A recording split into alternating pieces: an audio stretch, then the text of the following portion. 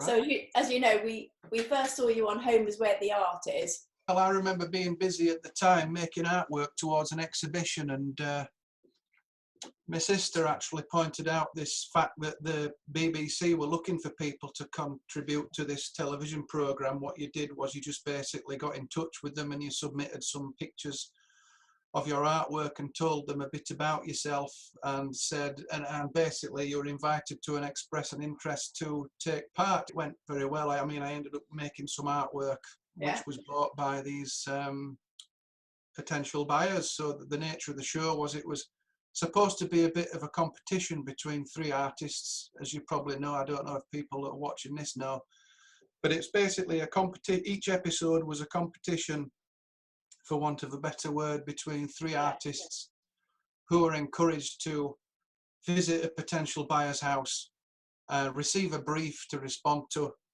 and then make some work which the buyers, the homeowners, would either want or not want. And fortunately for me, they wanted my painting, so it worked out quite well. And I did think that it was great exposure.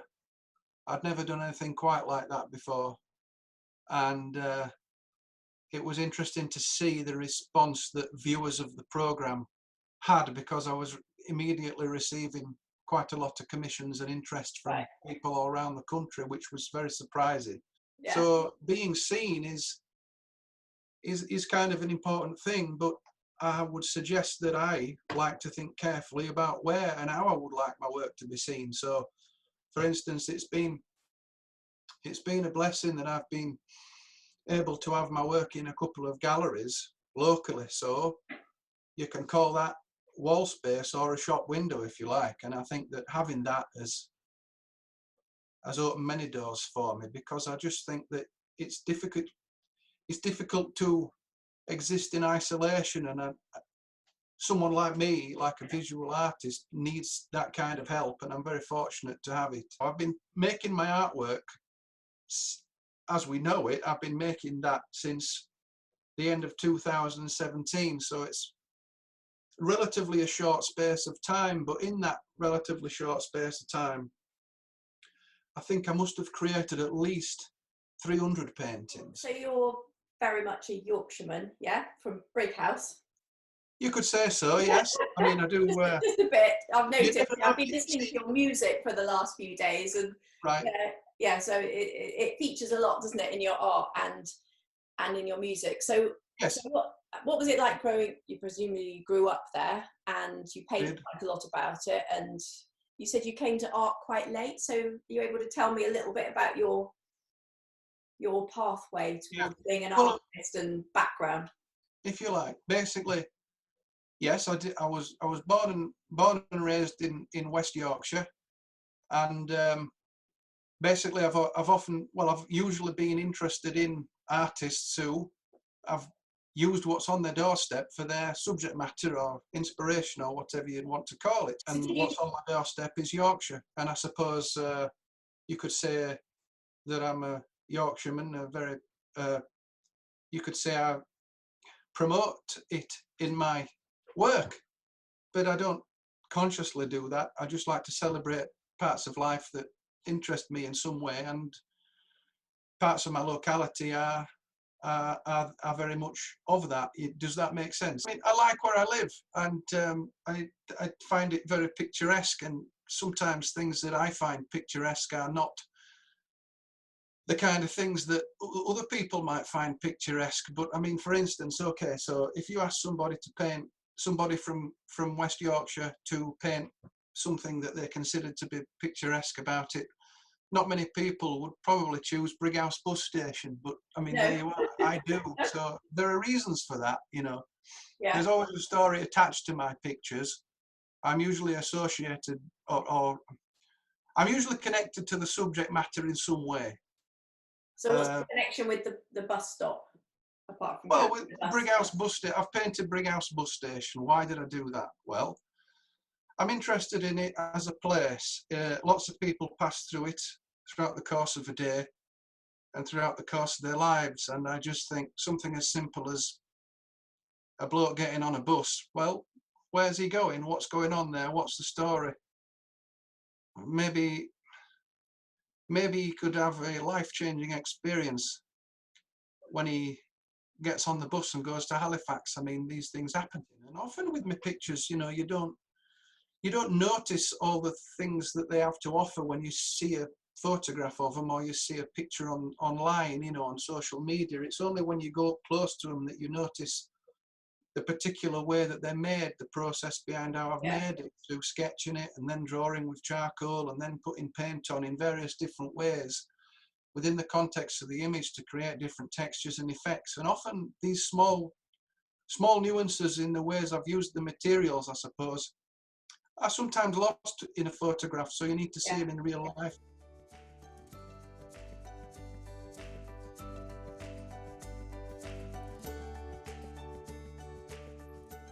So what did you study? Did you study art or music? Because well, both, I think, over the course of my life. When I was young, I became interested in pictures from an early age, just through comic books and seeing. And I didn't grow up in an artistic house or environment. My parents were not, and they're probably still not really interested that much in the art. So I didn't have exposure to music or art at all, really.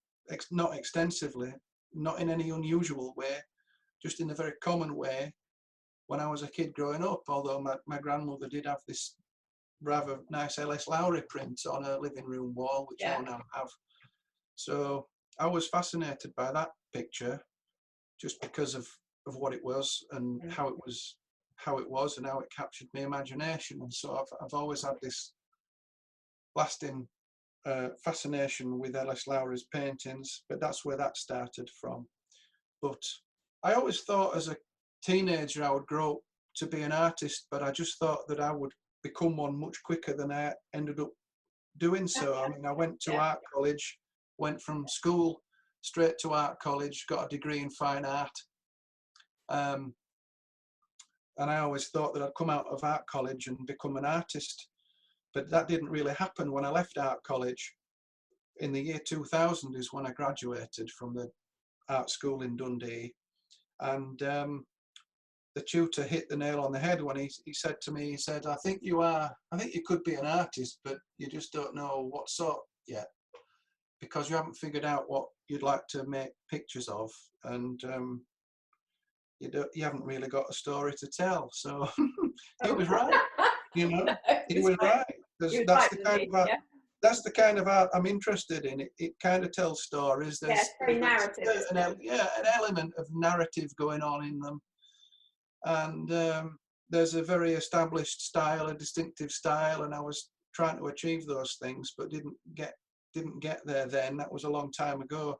So I came out of art college, and then my life, I became much more interested in music. I had a big adventure with music, got a little record deal in the early days. Oh, okay. Started me off, kind of got the ball rolling, started to play gigs and concerts. One thing led to another. I went from playing pubs and bars to filling art centres and small theatres.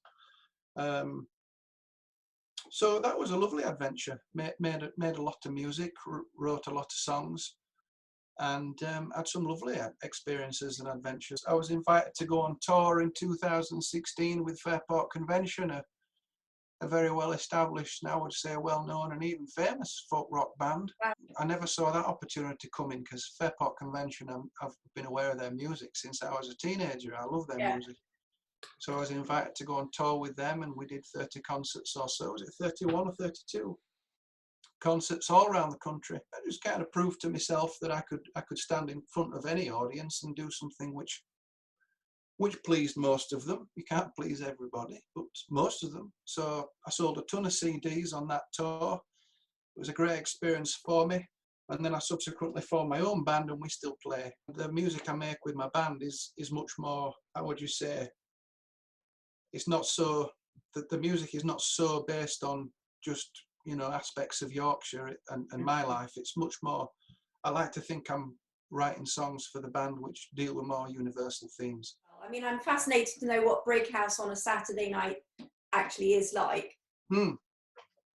Well, Brick House on Saturday Night is a song I wrote quite a while ago, and it was terrific because I got to record that with the Brighouse and Rastrick Brass Band. I know that. What was that like? That must have been amazing to play with them. Yeah, it was lovely. I mean, we recorded it very quickly, and obviously the Brighouse and Rastrick Brass Band is big. Is one of the top ones in the brass band world, and they put on brilliant concerts. They're a great group, and I was fortunate to be able to just pop into their rehearsal rooms and record that song with them. So I came out of art college in the year 2000 and then went down the musical route. So I stopped doing artwork, didn't do any artwork for about 16 years, 17 years, let's say 16. It's a long break.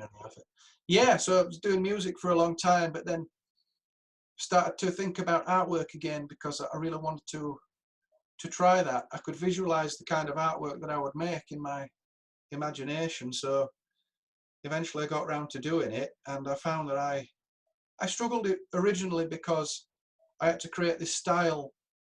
You know, if you create a style or a way to doing it, well, I guess what you're doing there, it's like you're solving problems to make it easier for yourself to actually be able to make the pictures. It's like to arrive at your own style, I think, is what you get when you solve problems after you've solved some problems. So my problems were, well, how do I draw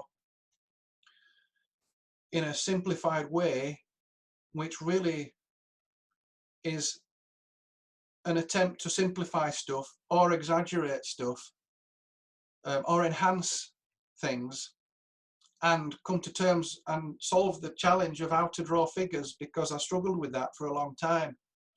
Stylizing figures was difficult because I have to be able to draw things in the way that I can draw them and would want to draw them. So solving the problem of how to draw a figure was a challenge, but then I just kind of came to the conclusion that, well, when I draw a figure in my painting, I started to look at them actually not as figures, but as a collection of clothes. So if I saw, okay, so if you can draw a hat, a jacket, some trousers and some shoes, then you can create the idea of a figure. You just add a face and a little hand, and there you are. So that's how I solved that problem.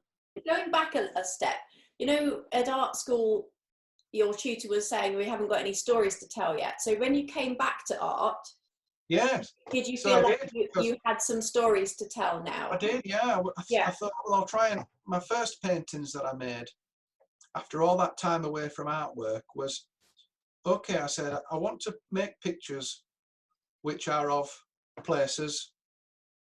So, and also I want them to be populated with figures, and maybe there's something going on in the picture. So I thought, how do I draw people, and who should I draw? So I thought, right, well, I'll draw myself, and maybe I could start by painting pictures of some of the places I've been as a musician on my travels. Yeah, there's a lot of a man with a flat cap. Yeah. So maybe I thought, okay, I'm going to start by maybe choosing one of my favourite venues that I've played a concert at in the past, like an arts centre or theatre or a pub or something that I've played gigs at. And I'll paint this character, which is me, a younger version of me. And when I was a younger version of me, doing my music, I would wear double denim, so I'd have a denim jacket on, or a leather jacket, and jeans. And I would be always wandering about with my flat cap on because I used to wear one, and I would have my guitar. So the figure that I figured out how to draw first was me, in that simplified kind of caricatured style. And there you are, I figured out how to do that. So I'd paint pictures which were celebrating venues that I'd played at previously, and places that I'd been to on my travels as a musician. And that was good, I found, because the audience that were interested in my music could understand those pictures. They could tell what was going on, and it got me up and running at being able to create pictures which were very particular to me. Gave me an opportunity to speak about my experiences and what I wanted to celebrate about good things that had happened to me in my life, and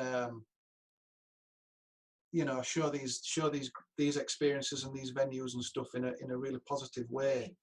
Although I did very well at art college, and I was encouraged, and you know, did well, I thought that my degree show was really rather unresolved. I would say that it was a little bit all over the place because I hadn't at that point been able to produce a consistent body of work.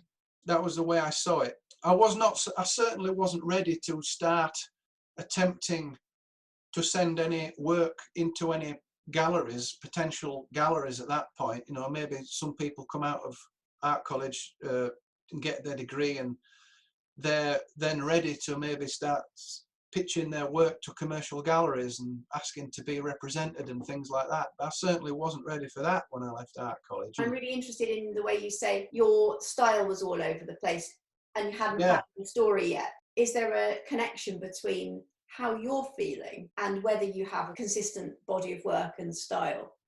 You know, do you think that there's something in the artist that has to be ready to do that in their own life? Well, I can't speak for anybody else, and I would never try to, but yes, that I guess that for me is the case. Yeah.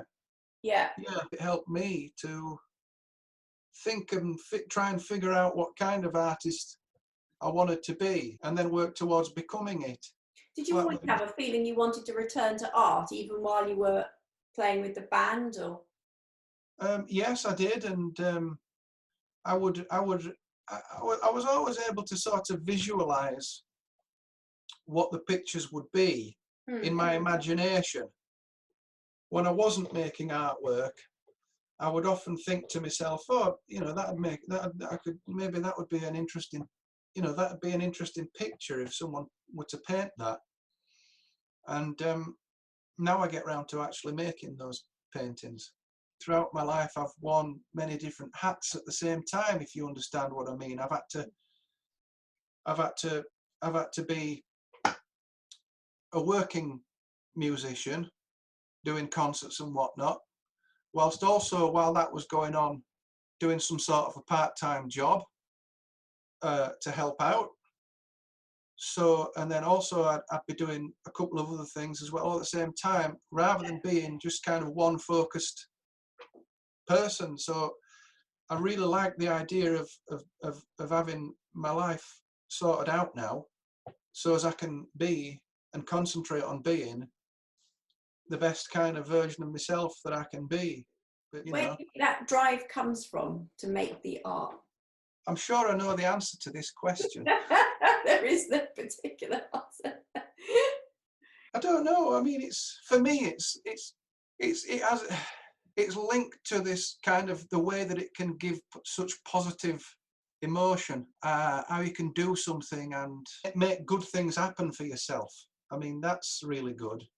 I think it's beneficial I think it's good for me that I can put myself in a situation which generates so much positive emotion in my life and positive things, rather than the opposite of that. And making art helps me to do that. Very, very positive. Yeah. I find myself on the receiving end of very positive emotions and experiences, and one should pursue meaning over experience, you know. Ooh. So if you think you're living a meaningful life and you find things that do it for you and tick that box, then that's good. I think that what you do is very important. The things you do on a daily basis are very important. I'm not a psychologist or a philosopher or anything like that, but I think that how you spend your time, you are what you do. Yeah, you're not.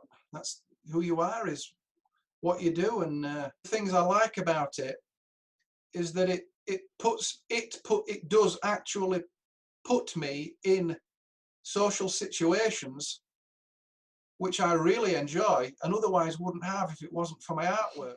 I'm quite interested in the difference between what you can express as an artist compared with a writer or musician. Is it something different that you want to express in art, or is it all coming from the same place but in a different form, do you think? People often ask me, which do you prefer, art or, you know, making pictures or writing songs? Yes, I would say it was, you're expressing similar things. I can't really choose a favourite, but it's just like the way that they're presented. So for me, when I'm writing a song or doing a painting, I'm by myself in a room, doing it on my own, in private, with no one watching and no one listening. It's a very internal thing, isolated moment, right? But then the end result is an exhibition or a concert.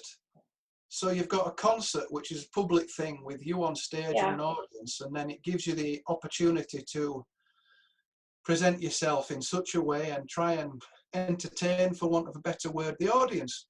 But then the exhibition is a bit like that, because you have an exhibition opening and there's wine and cheese and everybody's having a good time, and there's the pictures on the wall and they look great in the frames, and you're seeing them on the wall framed up behind glass for the first time, and it's an event.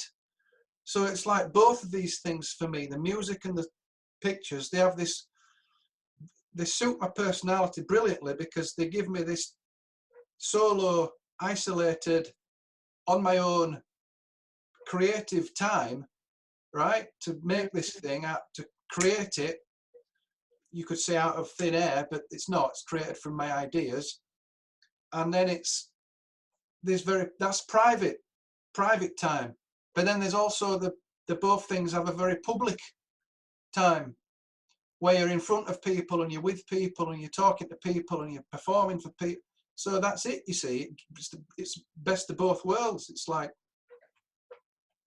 do you know what I mean? I know exactly what you mean. It's great. Talked a bit about that, trying to get positive emotion in your life earlier. You say, well, why do you make artwork? Well, I said it was meaningful and it puts me in these situations. Well, that's one part of it. You make some artwork, you know, the gallery says, right, make me 30 paintings and we'll have an art show. You think, right, great, we're gonna have an art show. That means we're gonna have an exhibition and an opening night and all the rest of it. And some wine and cheese. Yeah. You know, it's good. It creates a good time. It's quite interesting, isn't it, the way it's separated into solitary private time and then this public time where you are very exposed in some ways and have a chance to have other people looking at your work or listening to it and connect with it. Yeah, but now this is interesting now, you see, because it comes down to temperament, personality, because I know that not all artists want to be with the people. They're very private people, you know. Some of these artist types are very private people. They don't look for that attention or whatever. Yeah. Let me tell you a quick story. There's a gallery I'm involved with who show my work. They wanted to have an exhibition featuring 3 artists, which I wasn't part of this. This happened years ago. Yeah. And they wanted to have an exhibition, and they did have an exhibition of 3 artists' work, a group show, and they wanted those artists to come to the opening night, and for some reason they wanted them to wear a name tag with the name on, so people knew that they were the artists who were exhibiting. And these get. I was told that the artists were not having any of that. They didn't want to be recognised. They didn't want to be known as the artists. They didn't want that. They didn't want the people knowing who they were. No way. It's like, no way. It's like they weren't comfortable with that. But me, I'm the kind of person that I'm all right with that, you know, because I think that it has helped me to be able to meet the people and speak to the people and write a dedication on the back of the painting for the people who buy them, and it's that kind of connection I enjoy, you know, but some people don't, and there's nothing wrong with that. It's fine. So it's just a temperament thing. Yeah. Some people are intensely private, and therefore they're ideally suited to working on their own, making this artwork which deals with their inner life, you know, thoughts and feelings and stuff like that. Maybe they temperament, but I'm like one of these kind of people which I want to get to know the audience for my stuff, because well, I think that generally they're very nice people. Generally it's nice to kind of just build my social network in the real world, you know. And you can, you know, I've made some really good pals, made some really good friends out of people who have bought my paintings. So yeah, for me that's a good thing.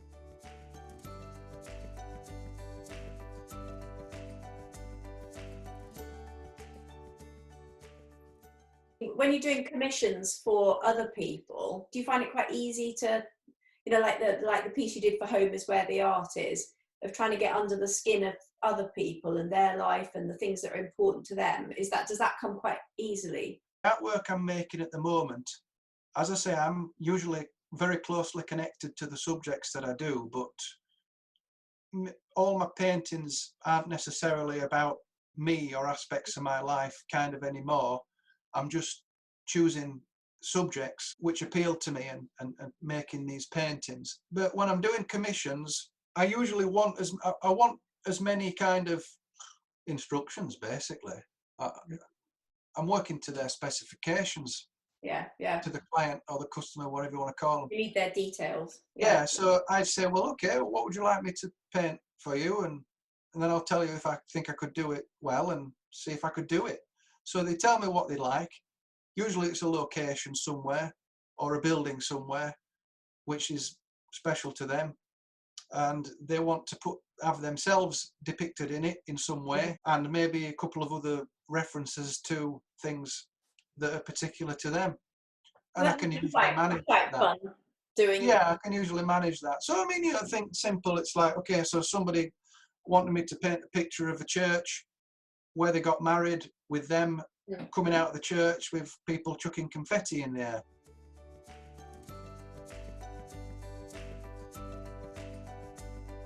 You ready? What's your favourite colour? Blue. Favourite medium? Charcoal. Favourite painting tool? Well, a brush. I think you're the first painter who's actually said brush so far. I can give you a specific number of brushes. Oh, go on, yeah. Oh no, I like geeky things. If you can give me a specific blue, that would be nice too. Ultramarine. Okay, ultramarine blue. And so painting tool, yeah. Which brush? A number 4 brush. It's just. I'd say it was a. Oh, it's just like it's just a normal brush. Nothing special about it. But it's a number 4. Yeah, it's just a small brush. Me to say that. Well, I've put canvas or panel, but I'm guessing it's paper, is it? Yeah, I work on paper. 140 gram cotton-based Saunders Waterford paper. Do you like sketchbook and planning, or to let it develop as it goes and be intuitive? No, I don't really use a sketchbook. I imagine what the thing will be like in my mind's eye, and then I just get down to directly putting it on the paper. Music or art? I can't choose, but I will just say, you know, they'll both be in my life forever, and I would probably, but if I had to, I'd say right now, under current situations, I mean, I can't do concerts and whatnot, so I'd have to say art. How do you feel when you paint? Very relaxed. Okay. Yeah. Who's your favourite artist? They can be alive or dead. It's difficult to say. I have I am a member of the audience for any and every kind of visual art going. I don't really have a favourite artist. I do have a favourite type of artist though, and that would be like those who use what's on their doorstep and try and create something which is unique to them. What music do you listen to most? It's either classical music, either Mozart or Beethoven, or it's popular Western hit records, like, you know, rock and roll and singer-songwriters. Best thing about being an artist? The best thing about it, it's very meaningful. If you weren't an artist or a musician, what would you be? You know, I always thought about, well, recently I thought when I was at school, had I been a bit more academically gifted, I would love to have studied psychology and been possibly a clinical psychologist or something. I was always trying to kind of, throughout my life, I was always trying to, and still am, trying to prioritize the things which I find to be most meaningful for me. So even at times when, you know, I've been doing things that I thought were right for me, but were a struggle, like, you know, either financially or things like that, I always still thought I was doing the right thing because of what I was pursuing. Maybe an ambulance driver or something. Yeah. Very important thing. There's all sorts of stuff like that I could do. So that opens up a whole raft of questions about, is Yeah. being an artist an important thing to do? Yes, of course it is. I mean, Yeah. Okay. part and parcel of being a human being. I've thought about this. You know, all these creatures that exist in the world, and these. I've been watching a few nature things like, you know, Blue Planet and One World and stuff. David Attenborough narrated all this stuff. Animal Kingdom, fascinating. I mean, we're the only thing that creates these artifacts. And we don't do it for just because we can sell it and get money for doing it. We do it because it's part of our nature to do it.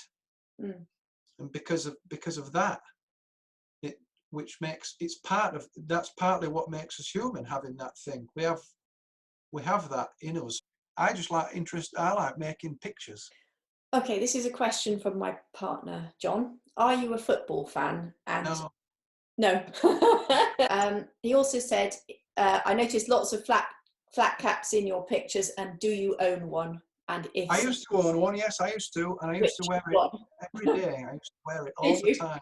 I don't put hats on everyone, but I just like them because, you know, if the subject is in Yorkshire, quite a few people still wear flat caps and stuff. Oh, they do in Somerset as well, I have to say. Yeah. And he also wanted to know, are the chips from Blakely's the best, or have you tasted better? Well, I mean, I've been all around the country sampling fish and chips. Oh, I bet you have, yeah. And I can safely say that Blakely's fish and chips in Brighouse are indeed the world's best, but others are available. Excellent. And is a pint still really £1.25?